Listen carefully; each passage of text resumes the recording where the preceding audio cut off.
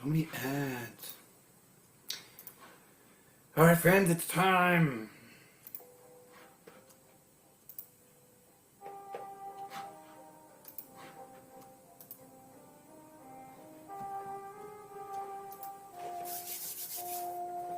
I'm sure there's a way I can see who's tuned in, but I have no idea. So if you're tuned in, welcome to the stream. I don't know. Stream health. There's so many things I can look at here. Video clipping, polls, questions. Oh my. Clearly I need to go through the tutorials. Boom, boom.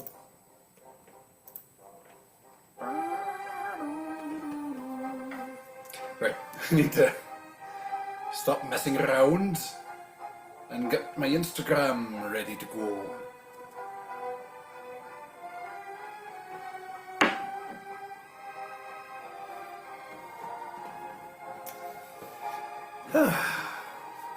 Hello, Jacqueline.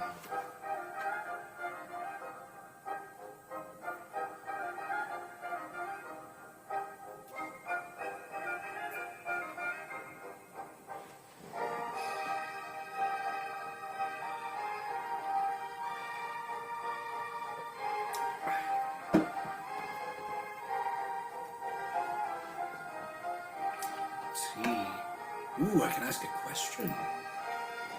I'm going to add a question for you all. There we go. There's a question now.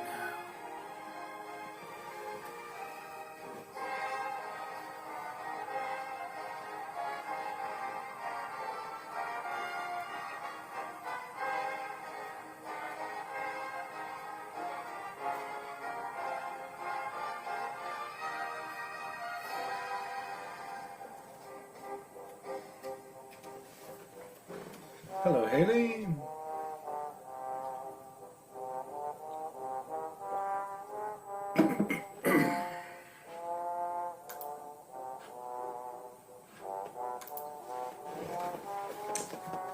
This is a longish tune, but I'm going to fade it so we can start it reading.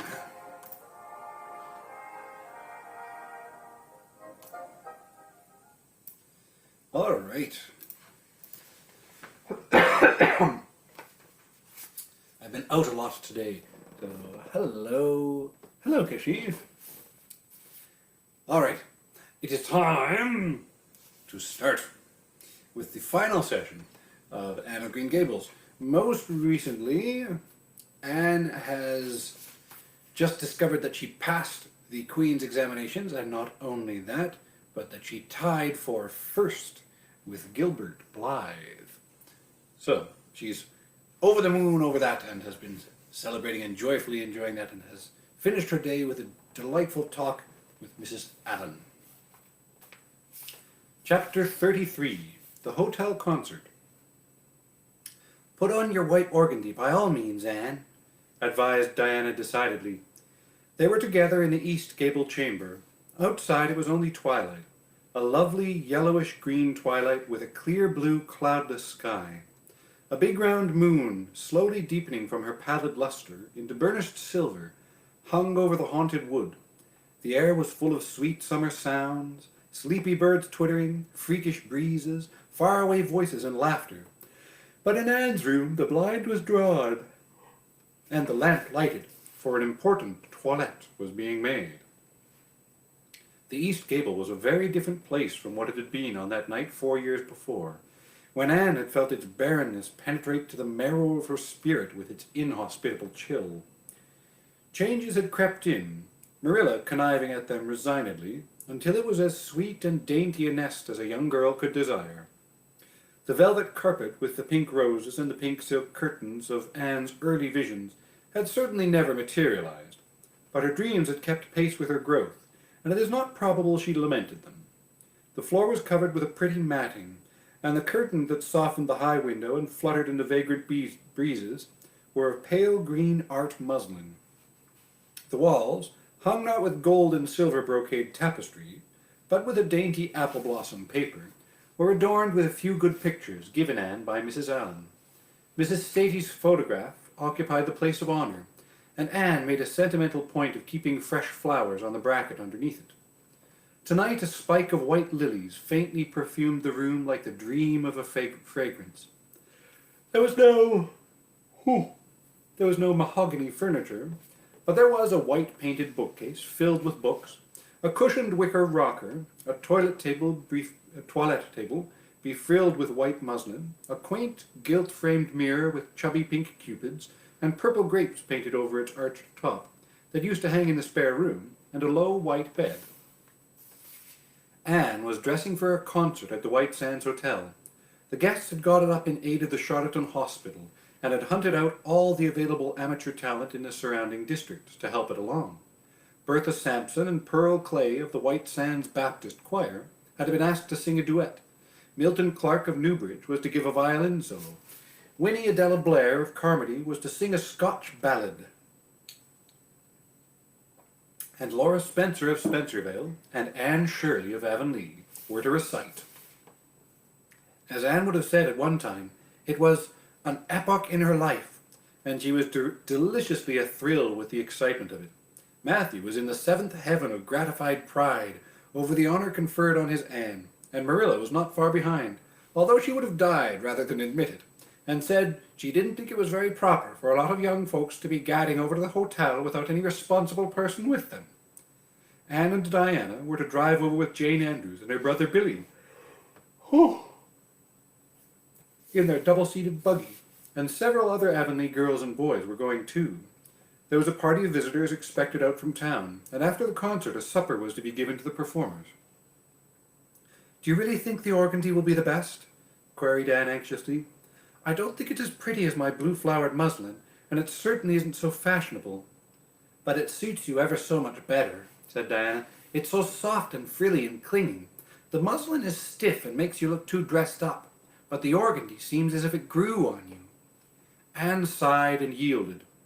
Diana was beginning to have a reputation for notable taste in dressing, and her advice on such subjects was much sought after. She was looking very pretty herself on this particular night, in a dress of the lovely wild rose pink, from which Anne was forever debarred. But she was not to take any part in the concert, so her appearance was of minor importance. All her pains were bestowed upon Anne, who, she vowed, must, for the credit of Avonlea, be dressed and combed and adorned to the Queen's taste. "Pull out that frill a little more. So, here, let me tie your sash. Now for your slippers. I'm going to braid your hair in 2 thick braids and tie them halfway up with big white bows. No, don't pull out a single curl over your forehead. Just have the soft part. There is no way you do your hair suits you so well, Anne, and Mrs. Allen says you look like a Madonna when you part it so. I shall fasten this little white house rose just behind your ear. There was just one on my bush, and I saved it for you. Shall I put my pearl beads on?" asked Anne. "Matthew brought me a string from town last week, and I know he'd like to see them on me." Diana pursed up her lips, put her black head on one side critically, and finally pronounced in favor of the beads, which were thereupon tied around Anne's slim, milk-white throat. "There's something so stylish about you, Anne," said Diana, with unenvious admiration. "You hold your hair with such an air. I suppose it's your figure. I'm just a dumpling. I've always been afraid of it, and now I know it is so. Well, I suppose shall just have to resign myself to it." "But you have such dimples," said Anne, smiling affectionately into the pretty, vivacious face so near her own. "Lovely dimples, like little dents in cream. I have given up all hope of dimples. My dimple dream will never come true. But so many of my dreams have that I mustn't complain. Am I all ready now?" "All ready," assured Diana, as Marilla appeared in the doorway. A gaunt figure with grayer hair than of yore, and no fewer angles, but with a much softer face. "Come right in and look at our elocutionist, Marilla. Doesn't she look lovely?" Marilla emitted a sound between a sniff and a grunt. "She looks neat and proper. I like that way of fixing her hair. but I expect she'll ruin that dress driving over there in the dust and dew with it, and it looks most too thin for these damp nights. Organdy's the most unserviceable stuff in the world anyhow, and I told Matthew so when he got it. But there is no use in saying anything to Matthew nowadays. Time was when he would take my advice, but now he just buys things for Anne regardless, and the clerks at Carmody know they can palm anything off on him. Just let them tell him a thing is pretty and fashionable, and Matthew plunks his money down for it. Mind you keep your skirt clear of the wheel, Anne, and put your warm jacket on. And then Marilla stalked downstairs, thinking proudly how sweet Anne looked, with that one moonbeam from the forehead to the crown, and regretting that she could not go to the concert herself to hear her girl recite. I wonder if it is too damp for my dress, said Anne anxiously. Not a bit of it, said Diana, pulling up the window blind. It's a perfect night, and there won't be any dew. Look at the moonlight. I'm so glad my window looks east into the sun rising, said Anne, going over to Diana. It's so splendid to see the morning coming up over those long hills and glowing through those sharp fir tops. It's new every morning, and I feel as if I washed my very soul in that bath of earliest sunshine. Oh, Diana, I love this little room so dearly. I don't know how I'll get along without it when I go to town next month. Don't speak of your going away tonight, begged Diana. I don't want to think of it. It makes me so miserable, and I do want to have a good time this evening. What are you going to recite, Anne? And are you nervous? Not a bit. I've recited so often in public I don't mind at all now. I've decided to give The Maiden's Vow. It's so pathetic. Laura Spencer is going to give a comic recitation, but I'd rather make people cry than laugh. What will you recite if they encore you?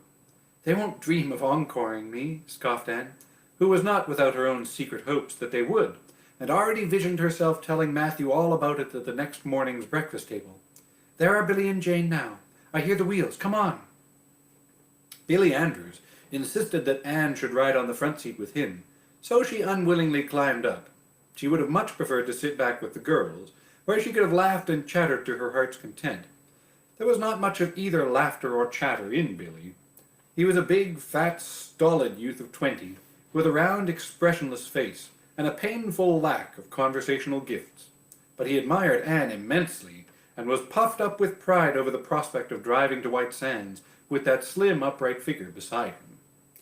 Anne, by dint of talking over her shoulder to the girls, and occasionally passing a sop of civility to Billy, who grinned and chuckled, and never could think of any reply until it was too late, contrived to enjoy the drive in spite of all.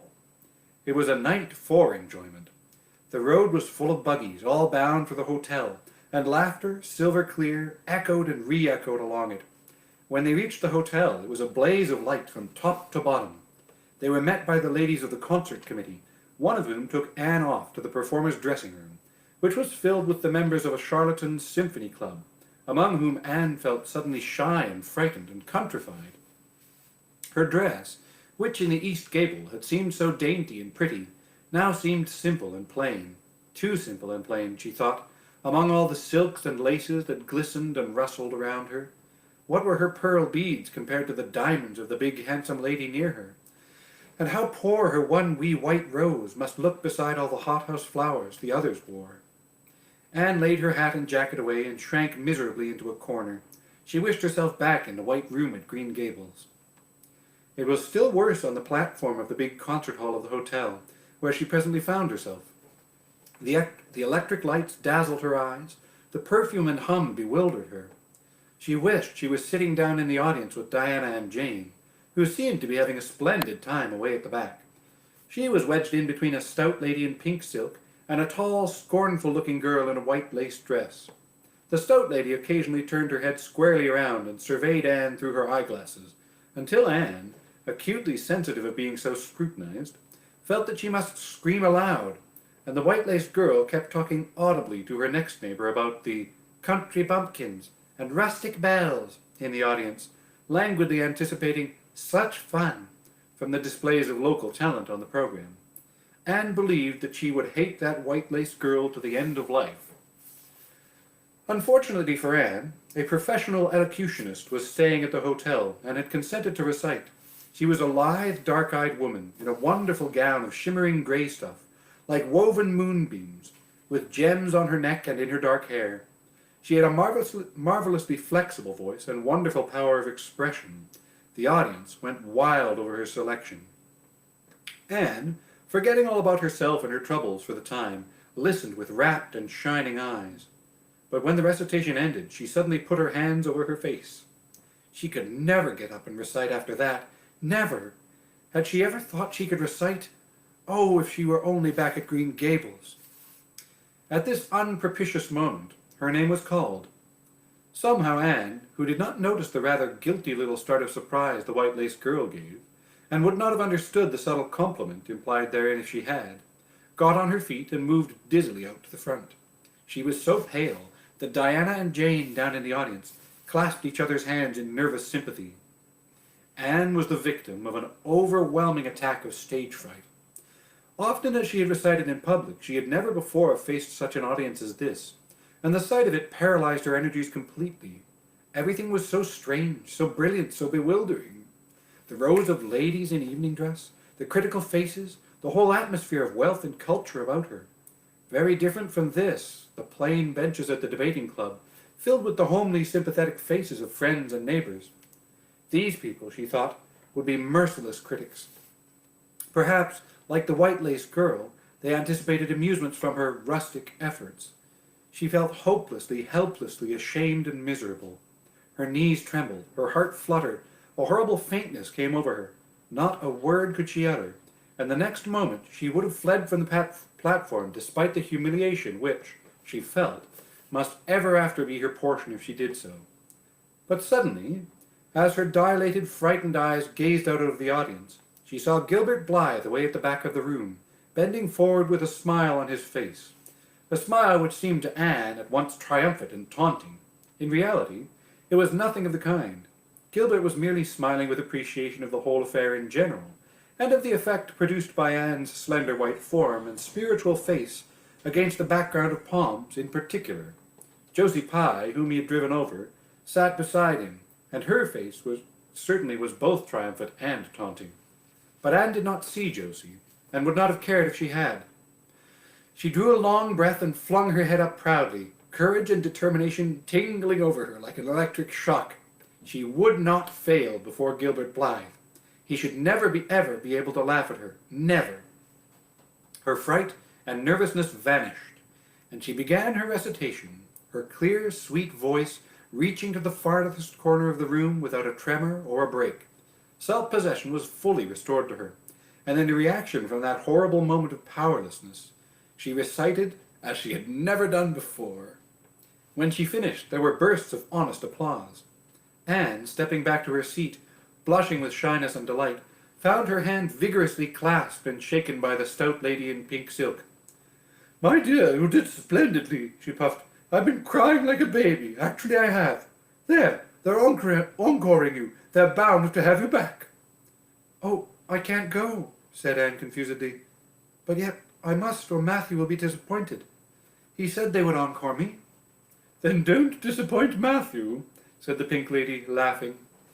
Smiling, blushing, limpid-eyed, Anne tripped back and gave a quaint, funny little selection that captivated her audience still further. The rest of the evening was quite a little triumph for her. When the concert was over, the stout pink lady, who was the wife of an American millionaire, took her under her wing and introduced her to everybody, and everybody was very nice to her. The professional elocutionist, Mrs. Evans, came and chatted with her, telling her that she had a charming voice and interpreted her selections beautifully. Even the white-laced girl paid her a languid little compliment. They had supper in the big, beautifully decorated dining room. Diana and Jane were invited to partake of this also, since they had come with Anne, but Billy was nowhere to be found, having decamped in mortal fear of some such invitation. He was in waiting for them with the team, however, when it was all over, and the three girls came merrily out into the calm, white moonshine radiance. Anne breathed deeply, and looked into the clear sky beyond the dark boughs of the firs. Oh, it was good to be out again in the purity and silence of the night. How great and still and wonderful everything was, with the murmur of the sea sounding through it, and the darkling cliffs beyond like grim giants guarding enchanted coasts. "Hasn't it been a perfectly splendid time?" sighed Jane as they drove away. "I just wish I was a rich American and could spend my summer in a hotel and wear jewels and low-necked dresses and have ice cream and chicken salad every blessed day. I'm sure it would be ever so much more fun than teaching school. And your recitation was simply great, although I thought at first you were never going to begin. I think it was better than Mrs. Evans." "Oh, don't say things like that, Jane," said Anne quickly, "because it sounds silly. It couldn't be better than Mrs. Evans, you know, for she is a professional and I'm only a schoolgirl with a little knack of reciting. I'm quite satisfied if the people just liked mine pretty well." "I've a compliment for you, Anne," said Diana. "At least, I think it must be a compliment because of the tone he said it in. Part of it was, anyhow. There was an American sitting behind Jane and me, such a romantic-looking man, with coal black hair and eyes. Josie Pye says he is a distinguished artist, and that her mother's cousin in Boston is married to a man that used to go to school with him. Well, we heard him say, didn't we, Jane? 'Who is that girl on the platform with the splendid Titian hair? She has a face I should like to paint.' There now, Anne, but what does Titian hair mean?" "Being interpreted, it means plain red, I guess," laughed Anne. "Titian was a very famous artist who liked to paint red-haired women." "Did you see all the diamonds those ladies wore?" sighed Jane. "They were simply dazzling. Wouldn't you just love to be rich, girls?" "We are rich," said Anne staunchly. "Why, we have 16 years to our credit, and we're happy as queens, and we've all got imaginations, more or less. Look at that sea, girls, all silver and shadow and visions of things not seen. We couldn't enjoy its loveliness any more if we had millions of dollars and ropes of diamonds. You wouldn't change into any of those women if you could. Would you want to be that white lace girl and wear a sour look all your life, as if you'd been born turning up your nose at the world? Or the pink lady, kind and nice as she is, so stout and short that you'd really no figure at all? Or even Mrs. Evans, with that sad, sad look in her eyes? She must have been dreadfully unhappy sometime to have such a look. You know you wouldn't, Jane Andrews." "I don't know exactly," said Jane, unconvinced. "I think diamonds would comfort a person for a good deal." "Well, I don't want to be anyone but myself, even if I go uncomforted by diamonds all my life," declared Anne. "I'm quite content to be Anne of Green Gables with my string of pearl beads. I know Matthew gave me as much love with them as ever went with Madame the Pink Lady's jewels." Chapter 14. A Queen's Girl. The next 3 weeks were busy ones at Green Gables, for Anne was getting ready to go to Queen's, and there was much sewing to be done and many things to be talked over and arranged. Anne's outfit was ample and pretty, for Matthew saw to that, and Marilla for once made no objections whatever to anything he purchased or suggested. More, one evening she went up to the east gable with her arms full of a delicate pale green material. "Anne, here's something for a nice light dress for you. I don't suppose you'll really need it, you've plenty of pretty waists, but I thought maybe you'd like something real dressy to wear if you were asked out anywhere of an evening in town, to a party or anything like that. I hear that Jane and Ruby and Josie have got evening dresses, as they call them, and I don't mean you shall be behind them. I got Mrs. Allen to help me pick it in town last week, and we'll get Emily Gillis to make it for you. Emily has got taste, and her fits aren't to be equalled." "Oh, Marilla, it's just lovely," said Anne. "Thank you so much. I don't believe you ought to be so kind to me. It's making it harder every day for me to go away." The green dress was made up with as many tucks and frills and shirrings as Emily's taste permitted. Anne put it on one evening for Matthew's and Marilla's benefit, and recited the Maiden's Vow for them in the kitchen. As Marilla watched the bright, animated face and graceful motions, her thoughts went back to the evening Anne had arrived at Green Gables, and memory recalled a vivid picture of the awed, frightened child in a preposterous yellowish-brown wincey dress, the heartbreak looking out of her tearful eyes. Something in the memory brought tears to Marilla's own eyes. "That's sweet. I declare, my recitation has made you cry, Marilla," said Anne gaily, stooping over Marilla's chair to drop a butterfly kiss on that lady's cheek. "Now I call that a positive triumph." "No, I wasn't crying over your piece," said Marilla, who would have scorned to be betrayed into such weakness by any poetry stuff. "I just couldn't help thinking of the little girl you used to be, Anne. And I was wishing you could have stayed a little girl, even with all your queer ways. You've grown up now and you're going away, and You look so tall and stylish and so different altogether in that dress, as if you didn't belong in Avonlea at all. And I just got lonesome thinking it all over. Marilla. Anne sat down on Marilla's gingham lap, took Marilla's lined face between her hands, and looked gravely and tenderly into Marilla's eyes. I'm not a bit changed. Not really. I'm only just pruned down and branched out. The real me back here is just the same. It won't make a bit of difference where I go or how much I change outwardly. At heart, I shall always be your little Anne, who will love you and Matthew and dear Green Gables more and better every day of her life. Anne laid her fresh young cheek against Marilla's faded one, and reached out a hand to pat Matthew's shoulder. Marilla would have given much just then to have possessed Anne's power of putting her feelings into words, but nature and habit had willed it otherwise, and she could only put her arms close about her girl and hold her tenderly to her heart, wishing that she need never let her go. Matthew, with a suspicious moisture in his eyes, got up and went out of doors. Under the stars of the blue summer night, he walked agitatedly across the yard to the gate under the poplars.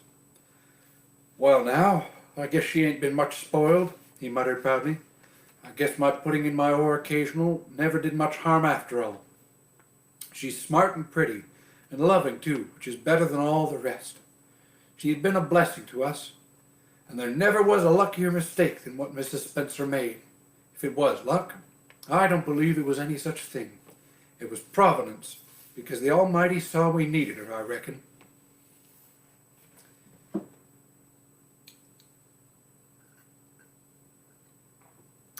The day finally came when Anne must go to town. She and Matthew drove in one fine September morning, after a tearful parting with Diana and an untearful, practical one, on Marilla's side at least, with Marilla.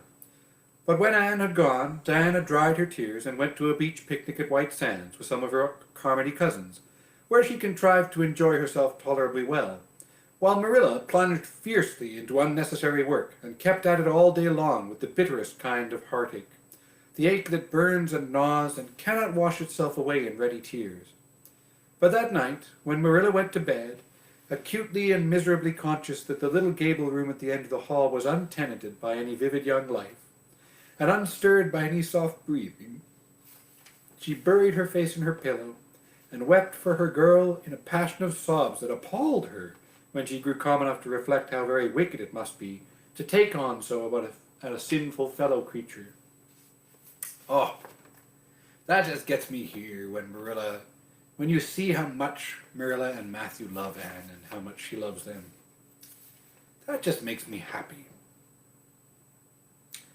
Anne and the rest of the Avonlea scholars reached town just in time to hurry off to the academy.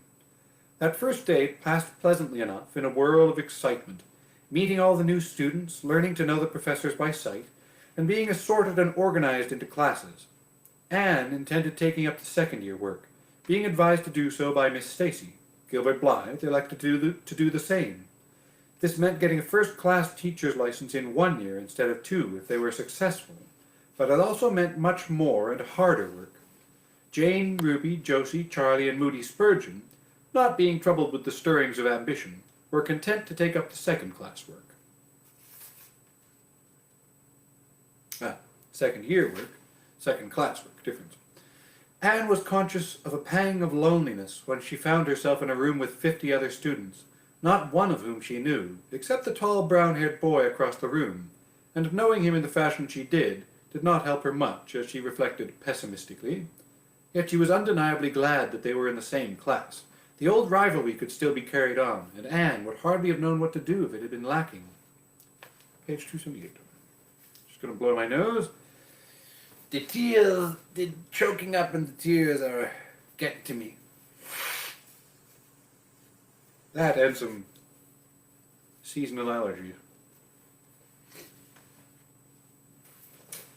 I wouldn't feel comfortable without it, she thought. Gilbert looks awfully determined. I suppose he's making up his mind here and now to win the medal. What a splendid chin he has. I never noticed it before. I do wish Jane and Ruby had gone in for first class too. I suppose I won't feel so much like a cat in a strange garret when I get acquainted, though. I wonder which of the girls here are going to be my friends. It's really an interesting speculation. Of course, I promised Diana that no Queen's girl, no matter how much I liked her, should ever be as dear to me as she is. But I've lots of second-best affection to bestow. I like the look of that girl with the brown eyes and the crimson waist. She looks vivid and red-rosy. There's that pale, fair one gazing out of the window. She has lovely hair, and looks as if she knew a thing or two about dreams. I'd like to know them both, know them well enough to walk with my arm about their waists and call them nicknames. But just now I don't know them, and they don't know me, and probably don't want to know me particularly. Oh, it's lonesome. It was lonesomer still when Anne found herself alone in her hall bedroom that night at twilight. She was not to board with the other girls, who all had relatives in town to take pity on her. Miss Josephine Barry would have liked to board her, but Beechwood was so far from the academy that it was out of the question. So Miss Barry hunted up a boarding house, assuring Matthew and Marilla that it was the very place for Anne. "The lady who keeps it is a reduced gentlewoman," explained Miss Barry. "Her husband was a British officer, and she's very careful what sort of boarders she takes. Anne will not meet with any objectionable persons under her roof. The table is good, and the house is near the academy in a quiet neighborhood." All this might be quite true, and indeed proved to be so. But it did not materially help Anne in the first agony of homesickness that seized upon her. Oop. Just going to inspire you all to yawn while I fill up my water.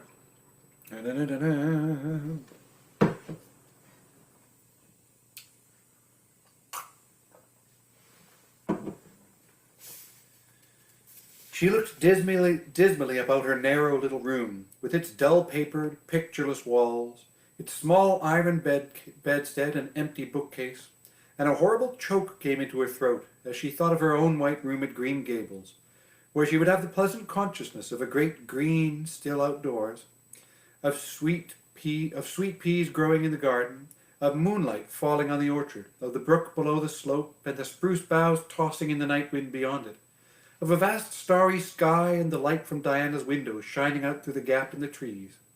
Here there was nothing of this. Anne knew that outside of her window was a hard street, with a network of telephone wires shutting out the sky, the tramp of alien feet, and 1,000 lights gleaming on stranger faces.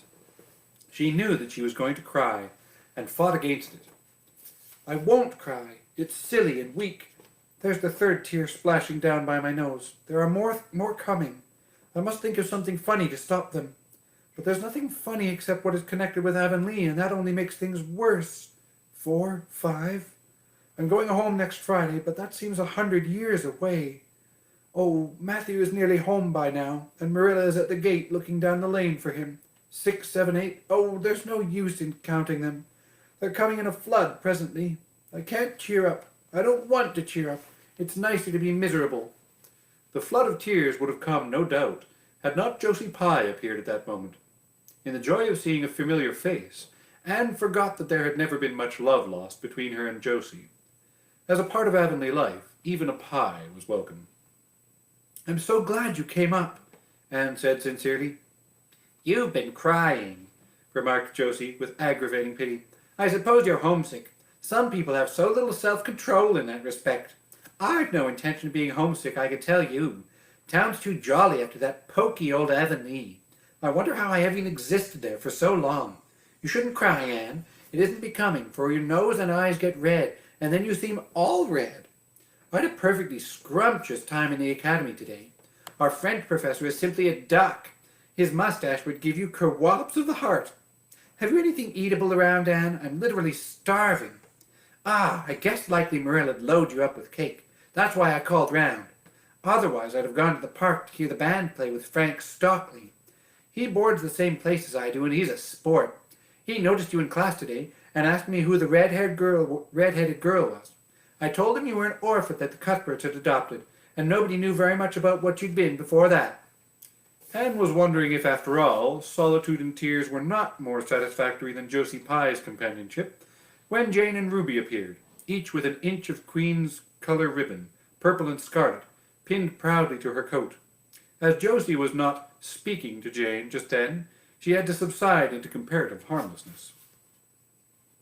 "Well," said Jane with a sigh, "I feel as if I'd lived many moons since the morning. I ought to be home studying my Virgil.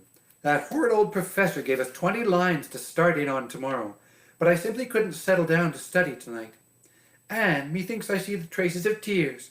If you've been crying, do own up. It will restore my self-respect, for I was shedding tears freely before Ruby came along. I don't mind being a goose so much if somebody else is goosey too. Cake? You'll give me a teeny piece, won't you? Thank you. It has the real Avonlea flavor." Ruby, perceiving the Queen's calendar lying on the table, wanted to know if Anne meant to try for the gold medal. Anne blushed, and admitted she was thinking of it. "Oh, that reminds me," said Josie. "Queen's is to get one of the Avery scholarships after all. The word came today. Frank Stockley told me. His uncle is one of the Board of Governors, you know. It will be announced in the Academy tomorrow." An Avery scholarship. Anne felt her heart beat more quickly, and the horizons of her ambition shifted and broadened as if by magic. Before Josie had told the news, Anne's highest pinnacle of aspiration had been a teacher's provincial license, class first, at the end of the year, and perhaps the medal. But now in one moment, Anne saw herself winning the Avery scholarship, taking an arts course at Redmond College, and graduating in a gown and mortarboard, all before the echo of Josie's words had died away. For the Avery scholarship was in English, and Anne felt that here her foot was on her native heath. A wealthy manufacturer of New Brunswick had died and left part of his fortune to endow a large number of scholarships, to be distributed among the various high schools and academics of the maritime provinces, according to their respective standings. There had been much doubt whether one would be allotted to Queen's, but the matter was settled at last, and at the end of the year the graduate who made the highest mark in English and English literature would win the scholarship, $250 a year for 4 years at Redmond College. No wonder that Anne went to bed that night with tingling cheeks. "I'll win that scholarship if hard work can do it," she resolved. "Wouldn't Matthew be proud if I got to be a B.A.? Oh, it's delightful to have ambitions. I'm so glad I have such a lot, and there never seems to be any end to them. That's the best of it. Just as soon as you attain one ambition, you see another one glittering still higher up. It does make life so interesting." Chapter 35. The winter at Queen's. Anne's homesickness wore off, greatly helped in the wearing by her weekend visits home. As long as the open weather lasted, the Avonlea students went out to Carmody on the New Branch Railway every Friday night. Diana and several other Avonlea young folks were generally on hand to meet them, and they all walked over to Avonlea in a merry party. Anne thought those Friday evening gypsyings over the autumnal hills in the crisp golden air, with the home lights of Avonlea twinkling beyond, were the best and dearest hours in the whole week. Gilbert Blythe nearly always walked with Ruby Gillis, and carried her satchel for her. Ruby was a very handsome young lady, now thinking herself quite as grown up as she really was. She wore her skirts as long as her mother would let her, and did her hair up in town, although she had to take it down when she went home. She had large, bright blue eyes, a brilliant complexion, and a plump, showy figure. She laughed a great deal, was cheerful and good-tempered, and enjoyed the pleasant things of life frankly. "But I shouldn't think she was the sort of girl Gilbert would like," whispered Jane to Anne. Anne did not think so either, but she would not have said so for the Avery scholarship. She could not help thinking, too, that it would be very pleasant to have such a friend as Gilbert to jest and chatter with, and exchange ideas about books and studies and ambitions. Gilbert had ambition, she knew, and Ruby Gillis did not seem like the sort of person with whom such could be profitably discussed. There was no silly sentiment in Anne's ideas concerning Gilbert. Boys were to her, when she thought about them at all, merely possible good comrades. If she and Gilbert had been friends, she would not have cared how many other friends he had, nor with whom he walked. She had a genius for friendship. Girl-friends she had in plenty, but she had a vague consciousness that masculine friendship might also be a good thing to round out one's conceptions of companionship, and furnish broader standpoints of judgment and comparison. Not that Anne could have put her feelings on the matter into just such clear definition, but she thought that if Gilbert had ever walked home with her from the train, over the crisp fields and along the ferny byways, they might have had many and merry and interesting conversations about the new world that was opening around them, and their hopes and ambitions therein. Gilbert was a clever young fellow, with his own thoughts about things, and a determination to get the best out of life, and to put the best into it. Ruby Gillis told Jane Andrews that she didn't understand half the things Gilbert Blythe said. He talked just like Anne Shirley did, when she had a thoughtful fit on, and for her part she didn't think it any fun to be bothering out books and that sort of thing when he didn't have to. Frank Stockley had a lots more dash and go, but then he wasn't half as good-looking as Gilbert, and she really couldn't decide which she liked best. In the academy, Anne gradually drew a little circle of friends about her, thoughtful, imaginative, ambitious students like herself. With the rose-red girl, Stella Maynard, and the dream girl, Priscilla Grant, she soon became intimate, finding the latter pale spiritual maiden to be full to the brim of mischief and pranks and fun, while the vivid black-eyed Stella had a heart full of wistful dreams and fancies, as aerial and rainbow-like as Anne's own. After the Christmas holidays, the Avonlea students gave up going home on Fridays and settled down to hard work. By this time, all the Queen's scholars had gravitated into their own places in the ranks, and the various classes had assumed distinct and settled shadings of individuality. Certain facts had become generally accepted. It was admitted that the medal contestants had practically narrowed down to three: Gilbert Blythe, Anne Shirley, and Lewis Wilson. The Avery Scholarship was more doubtful, any one of a certain six being a possible winner. The bronze medal for mathematics was considered as good as won by a fat, funny little up-country boy with a bumpy forehead and a patched coat. Ruby Gillis was the handsomest girl of the year at the Academy. In the second-year classes, Stella Maynard carried off the palm for beauty, with small but critical minority in favor of Anne Shirley. Ethel Marr was admitted by all competent judges to have the most stylish modes of hairdressing, and Jane Andrews, plain, plodding, conscientious Jane, carried off the honors in the domestic science course. Even Josie Pye attained a certain preeminence as the sharpest-tongued young lady in attendance at Queen's. So it may be fairly stated that Miss Stacy's old pupils held their own in the wider arena of the academical course. Anne worked hard and steadily. Her rivalry with Gilbert was as intense as it had ever been in Avonlea School, although it was not known in the class at large. But somehow the bitterness had gone out of it. Anne no longer wished to win for the sake of defeating Gilbert, rather for the proud consciousness of a well-won victory over a worthy foeman. It would be worthwhile to win, but she no longer thought life would be insupportable if she did not. In spite of the lessons, the students found many opportunities for pleasant times. Anne spent many of her spare hours at Beechwood, and generally ate her Sunday dinners there and went to church with Miss Barry. The latter was, as she admitted, growing old, but her black eyes were not dim, nor the vigor of her tongue in the least abated. But she never sharpened the latter on Anne, who continued to be a prime favorite with the critical old lady. "That Anne girl improves all the time," she said. "I get tired of other girls. There's such a provoking and eternal sameness about them. Anne has as many shades as a rainbow, and every shade is the prettiest while it lasts. I don't know that she is as amusing as she was when she was a child, but she makes me love her, and I like people who make me love them. It saves me so much trouble in making myself love them." Then, almost before anyone realized it, spring had come. Out in Avonlea, the Mayflowers were peeping pinkly out on the sere barrens where snow wreaths lingered, and the mist of green was on the woods and in the valleys. But in Charlottetown, harassed Queen's students thought and talked only of examinations. "It doesn't seem possible that the term is nearly over," said Anne. "Why, last fall it seemed so long to look forward to, a whole winter of study and classes. And here we are with the exams looming up next week. Girls, sometimes I feel as if those exams meant everything. But when I look at the big buds swelling on those chestnut trees, and the misty blue air at the end of the streets, they don't seem half so important." Jane and Ruby and Josie, who had dropped in, did not take this view of it. To them, the coming examinations were constantly very important indeed, far more important than chestnut buds or Maytime hazes.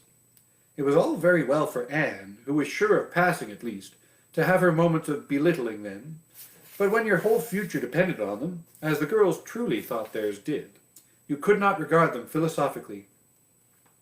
"I've lost 7 pounds in the last 2 weeks," sighed Jane. "It's no use to say don't worry. I will worry. Worrying helps you some. It seems as if you were doing something when you're worrying. It would be dreadful if I failed to get my license after going to Queen's all winter and spending so much money." "I don't care," said Josie Pye. "If I don't pass this year, I'm coming back next. My father can afford to send me. And Frank Stockley says that Professor Tremaine said Gilbert Blythe was sure to get the medal, and that Emily Clay would likely win the Avery Scholarship." "That may make me feel badly tomorrow, Josie," laughed Anne. "But just now I honestly feel that as long as I know the violets are coming out all purple down in the hollow below Green Gables, and that little ferns are poking their heads up in Lover's Lane, it's not a great deal of difference whether I win the Avery or not. I've done my best, and I begin to understand what is meant by the joy of the strife. Next to trying and winning, the best thing is trying and failing. Girls, don't talk about exams. Look at that arch of pale green sky over those houses, and picture to yourselves what it must look like over the purpley dark beech woods back of Avonlea. What are you going to wear for the What are you going to... I don't have a voice for Ruby. What are you going to wear for the commencement, Jane?" said Ruby practically. I don't think she pops up very often. I need a better voice for her. I'll think about it later. In case we do more, then I will need a better voice for her. Jane and Josie both answered at once, and the chatter drifted into a side eddy of fashions. But Anne, with her elbows on the windowsill, her soft cheek laid against her clasped hands, and her eyes filled with visions, looked out unheedingly across city roof and spire to that glorious dome of sunset sky, and wove her dreams of a possible future from the golden tissue of youth's own optimism. All the beyond was hers, with its possibilities lurking rosily in the oncoming years, each year a rose of promise, to be woven into an immortal chaplet. Getting very near the end indeed. Let's see. What I think I will do soon, Haley, is I will restart the Instagram stream, but we've got 10 more minutes before that, so we might not have to. Maybe. Chapter 36, The Glory and the Dream. On the morning when the final results of all the examinations were to be posted on the bulletin board at Queen's, Anne and Jane walked down the street together. Jane was smiling and happy. Examinations were over, and she was comfortably sure she had made a pass at least. Further considerations troubled Jane not at all. She had no soaring ambitions, and consequently was not affected with the unrest attendant thereon. For we pay a price for everything we get or take in this world, and although ambitions are well worth having, they are not to be cheaply won, but exact their dues of work and self-denial, anxiety and discouragement. Anne was pale and quiet. In 10 more minutes she would know who had won the medal and who the Avery. Beyond those 10 minutes there did not seem just then to be anything worth being called time. "Of course you'll win one of them anyhow," said Jane, who couldn't understand how the faculty could be so unfair as to order it otherwise. "I have no hope of the Avery," said Anne. "Everybody says Emily Clay will win it, and I'm not going to march up to that bulletin board and look at it before everybody. I haven't the moral courage. I'm going straight to the girls' dressing room. You must read the announcements and then come and tell me, Jane. And I implore you in the name of our old friendship to do it as quickly as possible. If I have failed, just say so without trying to break it gently. And whatever you do, don't sympathize with me. Promise me this, Jane." Jane promised solemnly, but as it happened, there was no necessity for such a promise. When they went up the entrance steps of Queen's, they found the hall full of boys who were carrying Gilbert Blythe around on their shoulders and yelling at the tops of their voices, "Hurrah for Blythe, medalist!" For a moment, Anne felt one sickening pang of defeat and disappointment. So she had failed and Gilbert had won. Well, Matthew would be sorry. He had been so sure she would win. And then somebody called out, "3 cheers for Miss Shirley, winner of the Avery!" "Oh, Anne!" gasped Jane as they fled to the girls' dressing room amid hearty cheers. "Oh, Anne, I'm so proud! Isn't it splendid?" And then the girls were around them, and Anne was the center of a laughing, congratulating group. Her shoulders were thumped and her hands shaken vigorously. She was pushed and pulled and hugged, and among it all she managed to whisper to Jane, "Oh, won't Matthew and Marilla be pleased? I must write the news home right away." Commencement was the next important happening. The exercises were held in the big assembly hall of the academy. Addresses were given, essays read, songs sung, the public award of diplomas, prizes, and medals made. Matthew and Marilla were there, with eyes and ears for only one student on the platform, a tall girl in pale green, with faintly flushed cheeks and starry eyes, who read the best essay and was pointed out and whispered about as the Avery winner. "Reckon you're glad we kept her, Marilla?" whispered Matthew, speaking for the first time since he had entered the hall, when Anne had finished her essay. "It's not the first time I've been glad," retorted Marilla. "You do like to rub things in, Matthew Cuthbert." Miss Barry, who was sitting behind them, leaned forward and poked Marilla in the back with her parasol. "Aren't you proud of that, Anne girl? I am," she said. Anne went home to Avonlea with Matthew and Marilla that evening. She had not been home since April, and she felt that she could not wait another day. The apple blossoms were out, and the world was fresh and young. Diana was at Green Gables to meet her. In her own white room, where Marilla had set a flowering house rose on the windowsill, Anne looked about her and drew a long breath of happiness. "Oh, Diana, it's so good to be back again. It's so good to see those pointed firs coming out against the pink sky, and that white orchard and the old Snow Queen. Isn't the breath of the mint delicious? And that tea rose. Why, it's a song and a hope and a prayer all in one. And it's good to see you again, Diana."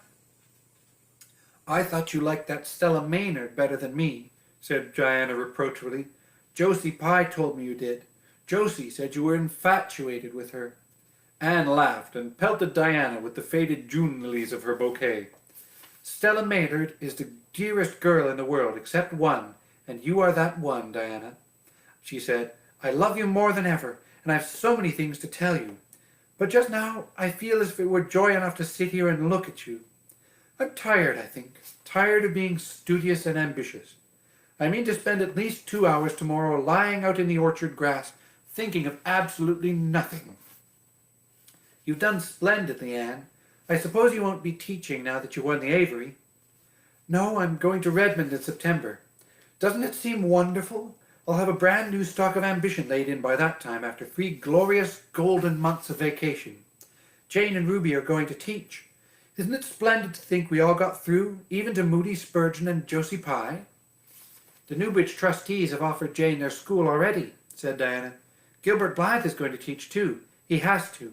His father can't afford to send him to college next year, after all, so he means to earn his own way through. I expect he'll get the school here if Miss Ames decides to leave." Anne felt a queer little sensation of dismayed surprise. She had not known this. She had expected that Gilbert would be going to Redmond also. What would she do without their inspiring rivalry? Would not work, even at a coeducational college with a real degree in prospect, be rather flat without her friend the enemy? The next morning at breakfast, it suddenly struck Anne that Matthew was not looking well. Surely he was much grayer than he had been a year before. "Marilla," she said hesitatingly when he had gone out, "is Matthew quite well?" "No, he isn't," said Marilla in a troubled tone. "He's had some real bad spells with his heart this spring, and he won't spare himself a mite. I've been real worried about him, but he's some better this while back, and we've got a good hired man, so I'm hoping he'll kind of rest and pick up. Maybe he will now you're home. You always cheer him up." Anne leaned across the table and took Marilla's face in her hands. "You are not looking well yourself, as I'd like to see you, Marilla. You look tired. I'm afraid you've been working too hard. You must take a rest now that I'm home. I'm just going to take this one day off to visit all the dear old spots and hunt up my old dreams, and then it will be your turn to be lazy while I do the work." Marilla smiled affectionately at her girl. "It's not the work, it's my head. I have a pain so often now behind my eyes. Dr. Spencer has been fussing with glasses, but they don't do me any good. There's a distinguished oculist coming to the island the last of June, and the doctor says I must see him.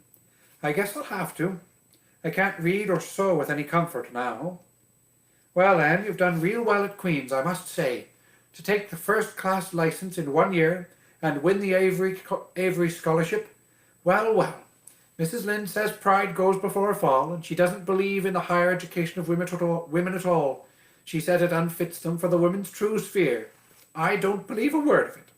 Speaking of Rachel reminds me, did you hear anything about the Abbey Bank lately, Anne?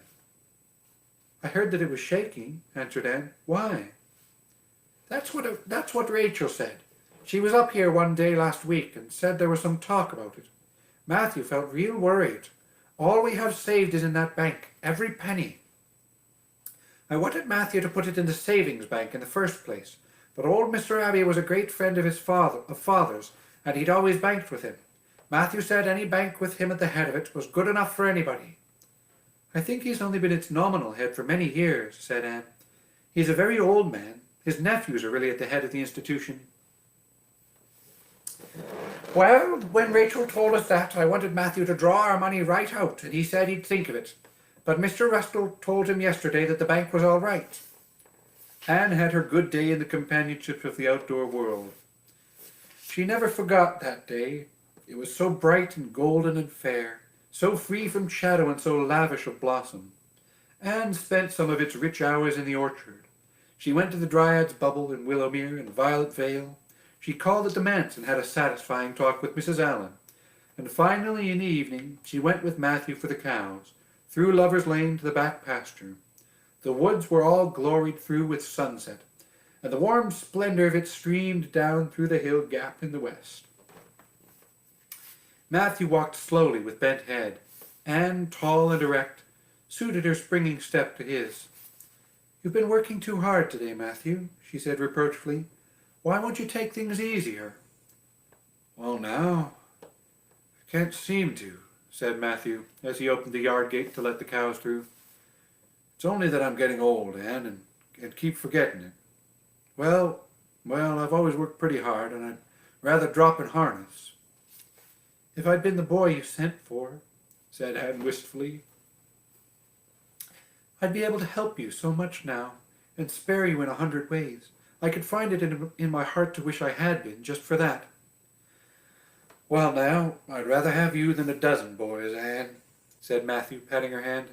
Just mind you that, rather than a dozen boys. Well, now, I guess it wasn't a boy that took the Avery Scholarship, was it? It was a girl, my girl that I'm proud of. He smiled his shy smile at her as he went into the yard. Anne took the memory of it with her when she went to her room that night, and sat for a long while at her open window, thinking of the past and dreaming of the future. Outside, the Snow Queen was mistily white in the moonshine. The frogs were singing in the marsh beyond Orchard Slope. Anne always remembered the silvery, peaceful beauty and fragrant calm of that night. It was the last night before sorrow touched her life, and no life is ever quite the same again, when once that cold, sanctifying touch has been laid upon it. All right. This chapter I don't want to stop in the middle of, so I'm going to end Instagram now. Tune right back in. I'm going to start up a new one. So whoever's listening, still just tune right back in. Going to end it and restart. Ending and then. It's a lot. Instagram has made it a lot more challenging to save. Well, not more challenging, but you can't just save things to your stories anymore, which is kind of a pain in the butt because it takes longer to post stuff and restart. All right then, here we go. Instagram is back in action. Okay, I think this is the second last chapter. We have about 10 pages left to go, so which is good because I need to go pee soon. So, let's see how we go. Chapter 37, The Reaper Whose Name is Death. Matthew, what is the matter? Matthew, are you sick? It was Marilla who spoke, alarm in every jerky word. Anne came through the hall, her hands full of white narcissus. It was long before Anne could love the sight or odor of white narcissus again. In time to hear her, and to see Matthew standing in the porch doorway, a folded paper in his hand, and his face strangely drawn and grave. Anne dropped her flowers and sprang across the kitchen to him at the same moment as Marilla. They were both too late. Before they could reach him, Matthew had fallen across the threshold. "He's fainted," gasped Marilla. "Anne, run for Martin! Quick, quick, he's at the barn. He's at the barn." Martin, the hired man, who had just driven home from the post office. Oh. This chapter is the hardest one to read in the book. Bear with me. Martin, the hired man, who had just driven home from the post office, started at once for the doctor, calling at Orchard Slope on his way to send Mr. and Mrs. Barry over. Mrs. Lynde, who was there on an errand, came too. They found Anne and Marilla distractedly trying to restore Matthew to consciousness. Mrs. Lynde pushed them gently aside, tried his pulse, and then laid her ear over his heart. She looked at their anxious faces sorrowfully, and the tears came into her eyes. "Oh, Marilla," she said gravely, "I don't think we can do anything for him. Miss Lynde, you can't think Matthew is... Anne could not say the dreadful word. She turned sick and pale. "Child, yes, I'm afraid of it. Look at his face. When you've seen that look as often as I have, you'll know what it means." Anne looked at that still face, and there beheld the seal of the great presence. When the doctor came, he said that death had been instantaneous, and probably painless, caused in all likelihood by some sudden shock. The secret of the shock was discovered to be in the paper Matthew had held, and which Martin had brought from the office that morning. It contained an account of the failure of the Abbey Bank. The news spread quickly through Avonlea, and all day friends and neighbors thronged Green Gables, and came and went on errands of kindness for the dead and the living. For the first time, shy, quiet Matthew Cuthbert was a person of central importance. The white majesty of death had fallen on him, and set him apart as one crowned.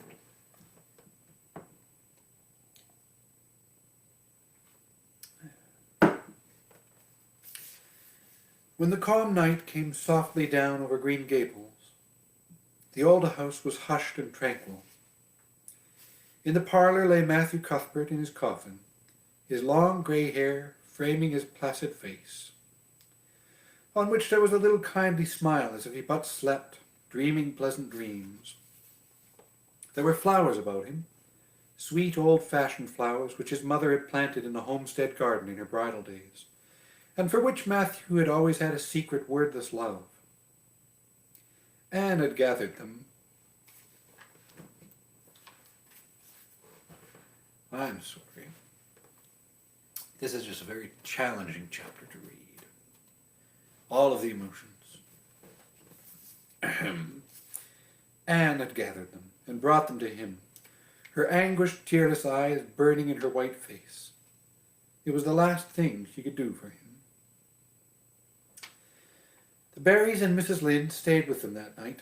Diana, going to the east gable, where Anne was standing at her window, said gently, "Anne, dear, would you like to have me sleep with you tonight?" "Thank you, Diana." Anne looked earnestly into her friend's face.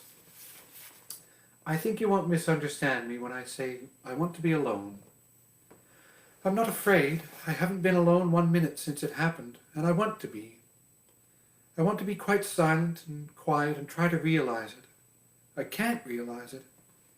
Half the time it seems to me that Matthew can't be dead, and the other half it seems as if he must have been dead for a long time, and I've had this horrible dull ache ever since." Diana did not quite understand. Marilla's impassioned grief, breaking all the bounds of natural reserve and lifelong habit in its stormy rush, she could comprehend better than Anne's tearless agony.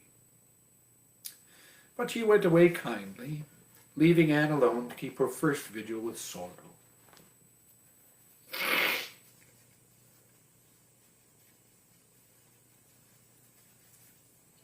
Whew. Such a chapter. Anne hoped that tears would come in solitude. It seemed to her a terrible thing that she could not shed a tear for Matthew, whom she had loved so much, and who had been so kind to her. Matthew, who had walked with her last evening at sunset, and was now lying in the dim room below, with that awful peace on his brow. But no tears came at first, even when she knelt by her window in the darkness and prayed, looking up to the stars beyond the hills. No tears, only the same horrible dull ache of misery that kept on aching until she fell asleep, worn out with the day's pain and excitement. In the night she awakened with the stillness and the darkness about her, and the recollection of the day came over her like a wave of sorrow. She could see Matthew's face smiling at her, as he had smiled when they had parted at the gate that last evening. She could hear his voice saying, my girl that I'm proud of." Then the tears came, and Anne wept her heart out. Marilla heard her and crept in to comfort her. There, don't cry so, dearie. I can't bring him back. It isn't right to cry so. I knew that today, but I couldn't help it then. He'd always been such a good, kind brother to me, but God knows best. Oh, just let me cry, Marilla, sobbed Anne. The tears don't hurt me like that ache did. Stay here for a little while with me, and keep your arm round me so. I couldn't have Diana stay. She's good and kind and sweet, but it's not her sorrow. She's outside of it, and she couldn't come close enough to my heart to help me. It's our sorrow, yours and mine. Oh, Marilla, what will we do without him? We've got each other, Anne. I don't know what I'd do if you weren't here, if you'd never come. Oh, Anne, I know I've been kind of strict and harsh with you, maybe, but you mustn't think I didn't love you as well as Matthew did, for all that. I want to tell you now when I can. It's never been easy for me to say things out of my heart, but at times like this it's easier. I love you as dear as if you were my own flesh and blood, and you've been my joy and my comfort ever since you came to Green Gables. 2 days afterwards they carried Matthew Cuthbert over his homestead threshold, and away from the fields he had tilled, and the orchards he had loved, and the trees he had planted. And then Avonlea settled back to its usual placidity, and even at Green Gables affairs slipped into their old groove, and work was done, and duties fulfilled with regularity as before, although always with the aching sense of loss in all familiar things. Anne, new to grief, thought it almost sad that it could be so, that they could go on in the old way without Matthew. She felt something like shame and remorse when she discovered that the sunrise was behind the firs, and the pale pink buds opening in the garden gave her the old inrush of gladness when she saw them. That Diana's visits were pleasant to her, and that Diana's merry words and ways moved her to laughter and smiles. That in brief, the beautiful world of blossom and love and friendship had lost none of its power to please her fancy and thrill her heart, that life still called to her with many insistent voices. It seems like disloyalty to Matthew somehow, to find pleasure in these things now that he's gone, she said wistfully to Mrs. Allen one evening, when they were together in the manse garden. I miss him so much, all the time. And yet, Mrs. Allen, the world and life seem very beautiful and interesting to me for all. Oh, just the waterworks today. Oh boy, oh boy, oh boy. Oh boy, oh boy. Thank you for bearing with me.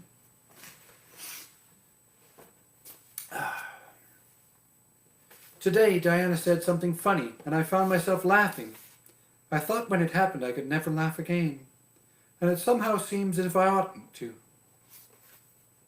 When Matthew was here, he liked to hear you laugh, and he liked to know that you found pleasure in the pleasant things around you, said Mrs. Allen gently.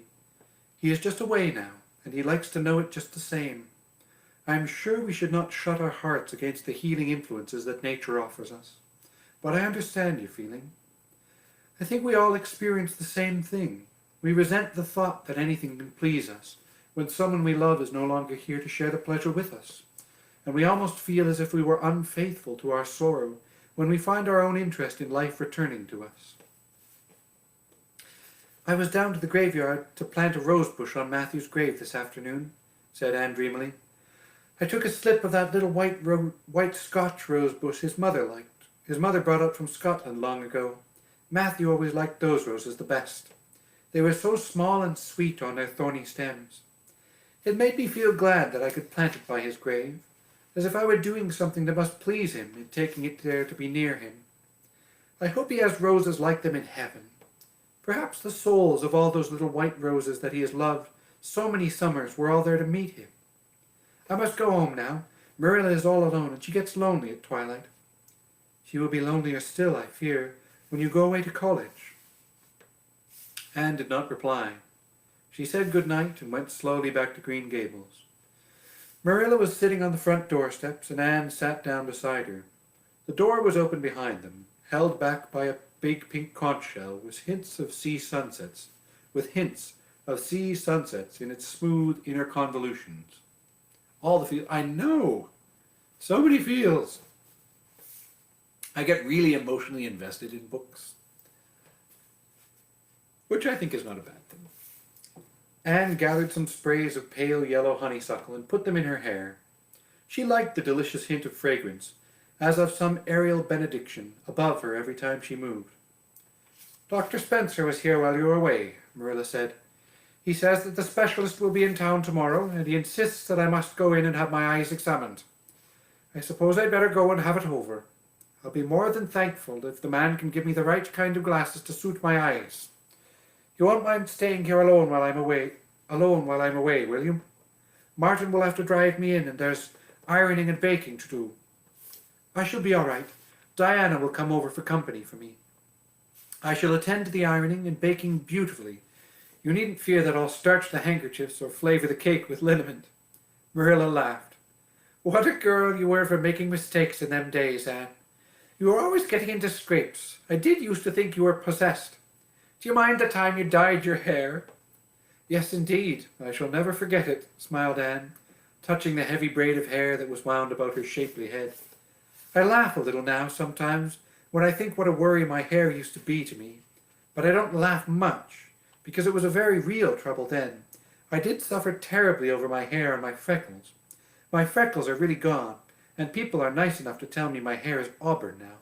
All but Josie Pye.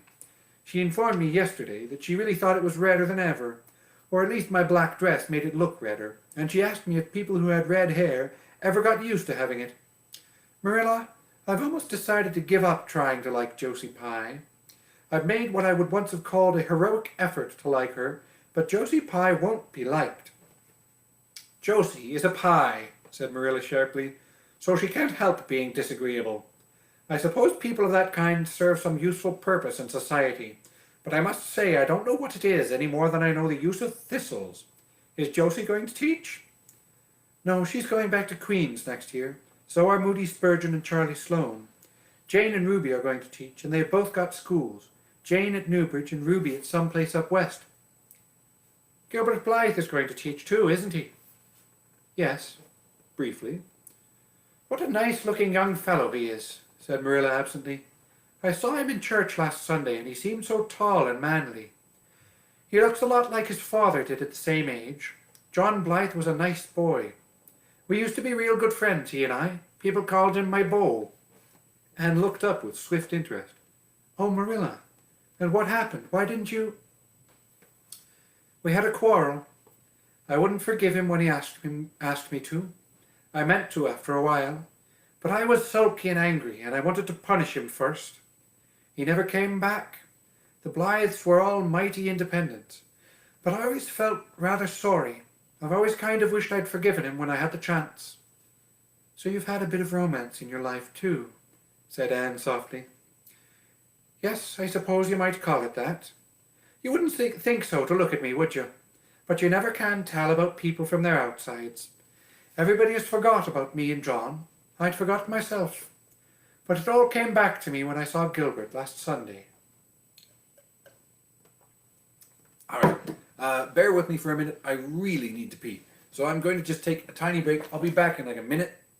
and then we will be we will finish off with the last chapter of Anne. Last chapter of Anne.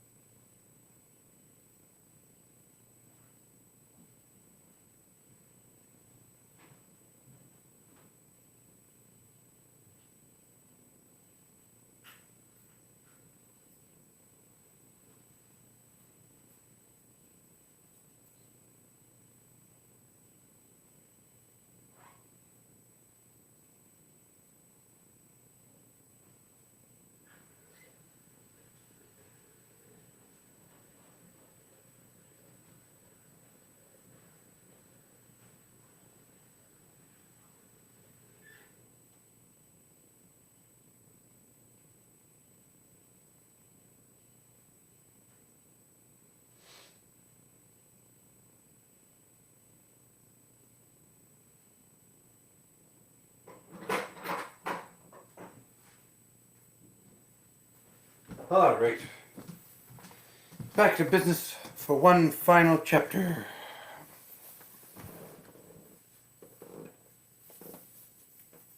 I know, Marilla. But it's just as well because then, well, that would be a spoiler. But just as well she told Anne that maybe it will lead to a change. Who knows? We'll know in a chapter or so. All right. Hello, Jocelyn. We are on the very last chapter of Anne of Green Gables.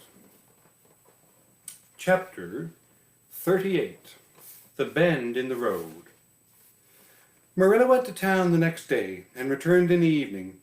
Anne had gone over to Orchard Slope with Diana and came back to find Marilla in the kitchen, sitting by the table with her head leaning on her hand.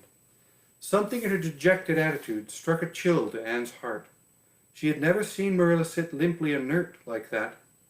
Are you very tired, Marilla? Yes, no, I don't know, said Marilla wearily, looking up. I suppose I am tired, but I haven't thought about it. It's not that. Did you see the oculist? What did he say? asked Anne anxiously. Yes, I saw him. He examined my eyes.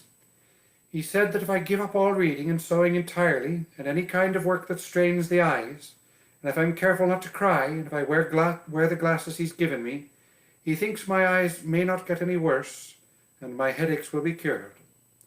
But if I don't, he says I'll certainly be stone blind in 6 months. Blind. Anne, just think of it. For a minute, Anne, after her first quick exclamation of dismay, was silent. It seemed to her that she could not speak. Then she said bravely, but with a catch in her voice, Marilla, don't think of it. You know he has given you hope. If you are careful, you won't lose your sight altogether. And if his glasses cure your headaches, it will be a great thing. I don't call it much hope, said Marilla bitterly. What am I to live for if I can't read or sew or do anything like that? I might as well be blind or dead. And as for crying, I can't help that when I get lonesome. But there, it's no good talking about it. If you'll get me a cup of tea, I'll be thankful. I'm about done out. Don't say anything about this to anyone for a spell yet, anyway. I can't bear that folks should come here to question and sympathize and talk about it. When Marilla had eaten her lunch, Anne persuaded her to go to bed. Then Anne went herself to the east gable and sat down by her window, in the darkness alone with her tears and her heaviness of heart. How sadly things had changed since she had sat there the night after coming home. Then she had been full of hope and joy, and the future had looked rosy with promise. Anne felt as if she had lived years since then. But before she went to bed, there was a smile on her lips and peace in her heart. She had looked her duty courageously in the face and found it a friend, as duty ever is when we meet it frankly. One afternoon, a few days later, Marilla came slowly in from the yard, where she had been talking to a caller, a man whom Anne knew by sight as John Sadler from Carmody. Anne wondered what he could have been saying to bring that look to Marilla's face. "What did Mr. Sadler want, Marilla?" Marilla sat down by the window and looked at Anne. There were tears in her eyes in defiance of the oculist's prohibition, and her voice broke as she said, "He heard that I was going to sell Green Gables, and he wants to buy it." "Buy it? Buy Green Gables?" Anne wondered if she had heard aright. "Oh, Marilla, you don't mean to sell Green Gables?" "Anne, I don't know what else there is to be done. I thought it all over. If my eyes were strong, I could stay here and make out to look after things and manage with a good hired man. But as it is, I can't. I may lose my sight altogether. And anyway, I'll not be fit to run things. Oh, I never thought I'd live to see the day when I'd have to sell my home. But things would only go behind worse and worse all the time, till nobody would want to buy it. Every cent of our money went in that bank, and there's some notes Matthew gave last fall to pay. Mrs. Lynde advises me to sell the farm and board somewhere. With her, I suppose. It won't bring much. It's small and the buildings are old. But it'll be enough for me to live on, I reckon. I'm thankful you're provided for with that scholarship, Anne. I'm sorry you won't have a home to come to in your vacations, that's all. But I suppose you'll manage somehow." Marilla broke down and wept bitterly. "You mustn't sell Green Gables," said Anne resolutely. "Oh, Anne, I wish I didn't have to.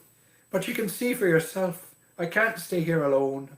I'd go crazy with trouble and loneliness, and my sight would go, I know it would." "You won't have to stay here alone, Marilla. I'll be with you. I'm not going to Redmond." "Not going to Redmond?" Marilla lifted her worn face from her hands and looked at Anne. "Why, what do you mean?" "Just what I say. I'm not going to take the scholarship. I decided so the night after you came home from town. You surely don't think I could leave you alone in your trouble, Marilla, after all you've done for me." "I've been thinking and planning. Let me tell you my plans. Mr. Barry wants to rent the farm for next year, so you won't have any bother over that. And I'm going to teach. I've applied for the school here, but I don't expect to get it, for I understand the trustees have promised it to Gilbert Blythe. But I can have the Carmody school. Mr. Blair told me so last night at the store. Of course, that won't be quite as nice or convenient as if I had the Avonlea school, but I can board home and drive myself over to Carmody and back, in the warm weather at least. And even in winter I can come home Fridays. We'll keep a horse for that. Oh, I have it all planned out, Marilla, and I'll read to you and keep you cheered up. You shan't be dull or lonesome, and we'll be real cozy and happy here together, you and I." Marilla had listened like a woman in a dream. "Oh, Anne, I could get on real well if you were here, I know. But I can't let you sacrifice yourself for me. It would be terrible." "Nonsense," said Anne, laughed merrily. "There is no sacrifice. Nothing could be worse than giving up Green Gables. Nothing would hurt me more. We must keep the dear old place." "My mind is quite made up, Marilla. I'm not going to Redmond, and I am going to stay here and teach. Don't you worry about me a bit." "But your ambitions and—" "I'm just as ambitious as ever, only I've changed the object of my ambitions. I'm going to be a good teacher, and I'm going to save your eyesight. Besides, I mean to study at home here and take a little college course all by myself. Oh, I've dozens of plans, Marilla. I've been thinking them out for a week. I shall give life here my best, and I believe it will give its best to me in return. When I left Queen's, my future seemed to stretch out before me like a straight road. I thought I could see along it for many a milestone. Now there's a bend in it. I don't know what lies around the bend, but I'm going to believe that the best does. It has a fascination of its own, that bend, Marilla. I wonder how the road beyond it goes, what there is of green glory and soft checkered light and shadows, what new landscape, what new beauties, what curves and hills and valleys further on. I don't feel as if I ought to let you give it up. said Marilla, referring to the scholarship. But you can't prevent me. I'm 16 and a half, obstinate as a mule, as Mrs. Lynde once told me, laughed Anne. Oh, Marilla, don't you go pitying me. I don't like to be pitied, and there is no need for it. I'm heart glad over the very thought of staying at dear Green Gables. Nobody could love it as you and I do, so we must keep it. You blessed girl, said Marilla, yielding. I feel as if you'd given me new life. I guess I ought to stick out and make you go to college, but I know I can't, so I ain't going to try. I'll make it up to you, though, Anne. When it became noised abroad in Avonlea that Anne Shirley had given up the idea of going to college and intended to stay home and teach, there was a good deal of discussion over it. Most of the good folks, not knowing about Marilla's eyes, thought she was foolish. Mrs. Allan did not. She told Anne so in approving words that brought tears of pleasure to the girl's eyes. Neither did good Mrs. Lynde. She came up one evening and found Anne and Marilla sitting at the front door in the warm, scented summer dusk. They liked to sit there when the twilight came down and the white moths flew about in the garden, and the odor of mint filled the dewy air. Mrs. Rachel deposited her substantial person up on the stone bench by the door, behind which grew a row of tall pink and yellow hollyhocks, with a long breath of mingled weariness and relief. I declare I'm glad to sit down. I've been on my feet all day, and 200 pounds is a good bit for 2 feet to carry round. It's a great blessing not to be fat, Marilla. I hope you appreciate it. Well, Anne, I hear you've given up your notion of going to college. I was real glad to hear it. You've got as much education now as a woman could be comfortable with. I don't believe in girls going to college with the men and cramming their heads full of Latin and Greek and all that nonsense. But I'm going to study Latin and Greek just the same, Mrs. Lynde, said Anne, laughing. I'm going to take my arts course right here at Green Gables and study everything that I would at college. Mrs. Lynde lifted her hands in holy horror. Anne Shirley, you kill yourself. Not a bit of it. I shall thrive on it. Oh, I'm not going to overdo things. As Josiah Allen's wife says, I shall be medium. But I'll have lots of spare time in the long winter evenings, and I've no vocation for fancy work. I'm going to teach over at Carmody, you know. I don't know it. I guess you're going to teach right here in Avonlea. The trustees have decided to give you the school. Mrs. Lynde, cried Anne, springing to her feet in her surprise. Why, I thought they'd promised it to Gilbert Blythe. So they did, but as soon as Gilbert heard you'd applied for it, he went to them. They had a business meeting at the school last night, you know, and told them that he withdrew his application and suggested that they accept yours. He said he was going to teach at White Sands.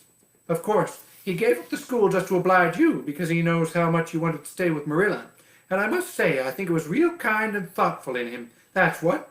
Real self-sacrificing, too, for he'll have his board to pay at White Sands, and everybody knows he's got to earn his own way through college. So the trustees decided to take you. I was tickled to death when Thomas came home and told me. I don't feel that I ought to take it, murmured Anne. I mean, I don't think I ought to let Gilbert make such a sacrifice for me. I guess you can't prevent him now. He's signed papers with the White Sand trustees, so it wouldn't do him any good now if you were to refuse. Of course you'll take the school. You'll get along all right now that there are no pies going. Josie was the last of them, and a good thing she was, that's what. There's been some pie or other going to Avonlea School for the last 20 years, and I guess their mission in life was to keep the school teachers reminded that Earth isn't their home. Bless my heart, what does all that winking and blinking at the Barry Gable mean? Diana is signaling for me to come over, laughed Anne. You know we keep up the old custom. Excuse me while I run over and see what she wants. Anne ran down the clover slope like a deer and disappeared in the furry shadows of the haunted wood. Mrs. Lynde looked after her indulgently.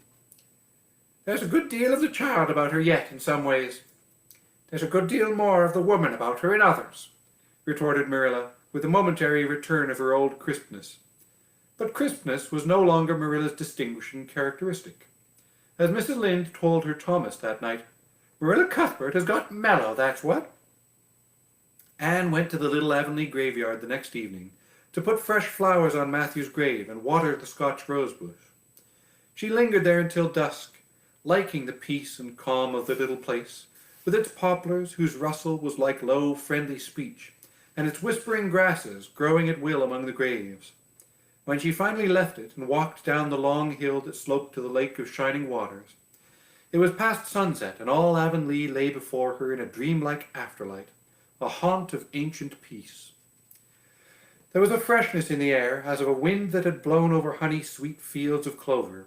Home lights twinkled out here and there among the homestead trees. Beyond lay the sea, misty and purple, with its haunting, unceasing murmur. The west was a glory of soft mingled hues, and the pond reflected them all in still softer shadings. The beauty of it thrilled Anne's heart, and she gratefully opened the gates of her soul to it. "Dear old world," she murmured, "you are very lovely, and I'm glad to be alive in you." Halfway down the hill, a tall lad came whistling out of a gate before the Blythe homestead. It was Gilbert, and the whistle died on his lips as he recognized Anne. He lifted his cap courteously, but he would have passed on in silence if Anne had not stopped and held out her hand. "Gilbert," she said with scarlet cheeks, "I want to thank you for giving up the school for me. It was very good of you, and I want you to know that I appreciate it." Gilbert took the offered hand eagerly. "It wasn't particularly good of me at all, Anne. I was pleased to be able to do you some small service. Are we going to be friends after all this? Have you really forgiven me my old fault?" Anne laughed and tried unsuccessfully to withdraw her hand. "I forgave you that day by the pond landing, although I didn't know it. What a stubborn little goose I was. I may as well make a complete confession. I've been sorry ever since." "We are going to be the best of friends," said Gilbert jubilantly. "We were born to be good friends, Anne. You've thwarted destiny long enough. I know we can help each other in many ways. You're going to keep up your studies, aren't you? So am I. Come, I'm going to walk home with you." Marilla looked curiously at Anne when the latter entered the kitchen. "Who was that came up the lane with you, Anne?" "Gilbert Blythe," answered Anne, vexed to find herself blushing. "I met him on Berry's Hill." "I didn't think that you and Gilbert Blythe were such good friends that you'd stand for half an hour at the gate talking to him," said Marilla with a dry smile. "We haven't been. We've been good enemies. But we've decided that it will be much more sensible to be good friends in future. Were we really there half an hour? It seemed just a few minutes. But you see, we have 5 years' lost conversations to catch up with, Marilla." Anne sat long at her window that night, companioned by a glad content. The wind purred softly in the cherry boughs, and the mint breaths came up to her. The stars twinkled over the pointed firs in the hollow, and Diana's light gleamed through the old gap. Anne's horizons had closed in since the night she had sat there after coming home from Queen's. But if the path set before her feet was to be narrow, she knew that flowers of quiet happiness would bloom along it. The joys of sincere work and worthy aspiration and congenial friendship were to be hers. Nothing could rob her of her birthright of fancy or her ideal world of dreams, and there was always the bend in the road. "God's in his heaven, all's right with the world," whispered Anne softly. That is the end of Anne of Green Gables. I hope you've enjoyed it. I have one more session to finish recording tomorrow, and then I will post it all up on YouTube so that the whole thing will be up there. I've got all of the sessions I've done on Facebook are already saved. If you want a little flashback, tomorrow on my Facebook I will be doing, I'll record it on Facebook Live, so if you want to tune in then during the day you can. Otherwise, I'm taking tomorrow off. It is Saturday, so Saturdays I usually take off. It'll be sometime during the day that I finish off Anne, and then I'll upload it all at some point during the weekend, so by Sunday or Monday, it'll all be up. So if you want to spend some of your long weekend listening or share it with family or friends, you're welcome to do that. Thank you again for tuning in. I really, really enjoyed doing this. It's so nice to feel a little bit connected with friends and to be able to give something back, because I have a lot of support from friends. I'm really, during this whole situation, I'm very blessed. So it's nice to be able to extend something to bless others a bit. Have a wonderful night. Stay safe, stay healthy, and I shall see you on Sunday evening with a new book. Don't forget, on Facebook, I put up a post with a short list of books. Check out my Facebook and vote. Send me a message or comment on the post. Let me know which one you'd like me to read next. We have the next Anne book, Anne of the Island. The Hero and the Crown, which is a thrilling fantasy adventure by Robin McKinley. So if you like Spindle's End, you'll probably like that one. And it's obliquely referenced in Spindle's End at one point. Let's see, David Copperfield by Charles Dickens. And then one other. Oh gosh, what was it? Then another fantasy one that I can't bring to mind. But it's on my Facebook, so send me a message. Let me know. For now, good night.